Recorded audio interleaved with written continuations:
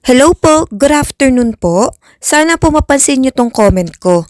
Ask ko lang po, January 2026 EDD ko po. Nakahulog po ako sa month of June, July, August, September. Magkano po estimated na makukuha ko sa maternity benefits? Salamat po.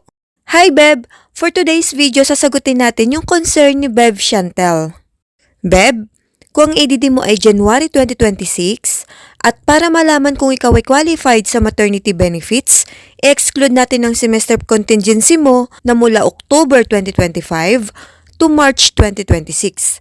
Hindi po ito mapapasama sa computation ng maternity benefits. Now, ang magiging qualifying months mo po ay mula October 2024 to September 2025. Dito po magsiselect ng at least 3 to 6 highest monthly salary credits at syempre dapat may hulog ka sa nasabing qualifying period para makompute ang maternity benefits mo. Hindi na po pwedeng bayaran yung mga late months dahil considered late payment na at hindi may sasama sa computation ng maternity benefits. Kung may at least 3 months po kayo nahulog sa qualifying period, qualified po kayo mag-file ng maternity benefits. Ang maternity benefits claim mo po ay nakadepende kung magkano ang hulog mo sa qualifying period. Nabanggit mo na may hulog ka sa mga months na ito. At pasok naman po ito sa qualifying period mo. Ito po yung magiging monthly salary credit or MSC. Then, i-add ang highest MSC within 12-month period bago ang semester ng iyong panganganak for the total of 65,500. Hindi po ito yung amount na makiklaim mo. Next, para makuha ang average daily salary credit or ADSC, i-divide naman po ito sa 180 days. So ito po yung ADSC mo.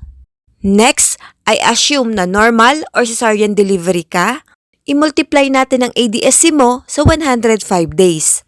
Then, ang magiging estimated maternity benefit mo po ay 38,208.33. Ito po yung posibleng makuha mo sa SSS after mong manganak at hoping na walang late payment po. Pero kung sakaling late payment ang September 2025 na contribution mo, ang magiging estimated maternity benefit mo po ay 28,875. Mas mainam din po na magpatuloy po kayo ng hulog para sa iba pang future benefits ninyo. Sana'y nasagot ko ang iyong katanungan. Thank you and God bless. Follow for more.